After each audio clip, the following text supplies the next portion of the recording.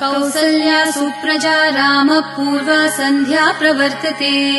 उत्तिष्ठ नरशार्दूल कर्तव्यम् दैवमाह्निकम्